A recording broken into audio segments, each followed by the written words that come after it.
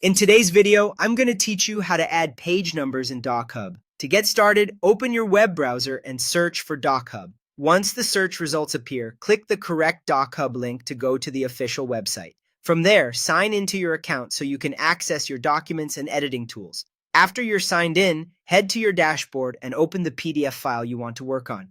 Make sure you've selected the correct document before moving forward, especially if you manage multiple files, because the page numbering settings will apply to the file you currently have open. With the PDF open, look at the top toolbar. On the far left, click the Page Manager button. This icon looks like a grid made up of 4 small squares. When you click it, a thumbnail sidebar will expand, showing the pages in your document.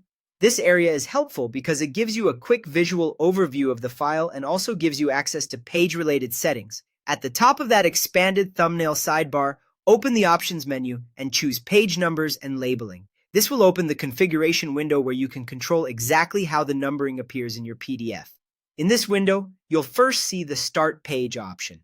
This lets you choose the page where the numbering should physically begin. That's useful if, for example, you don't want a cover page or title page to display a number.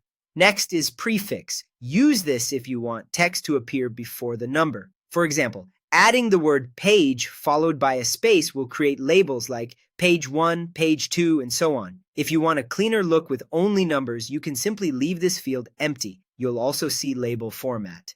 This setting allows you to choose the numbering style that fits your document. Depending on your needs, you can use standard numbers, Roman numerals, or letters. This can be especially helpful for formal documents, reports, or files with sections that follow different formatting conventions.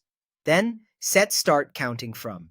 This controls the starting value of the numbering sequence, which is usually 1, but you can change it if your document needs to continue numbering from an earlier section. Finally, choose the position alignment, such as a header or footer layout block, depending on where you want the page numbers to appear. Once everything looks right, click OK to apply the settings across your document pages. And that's how to add page numbers in DocHub.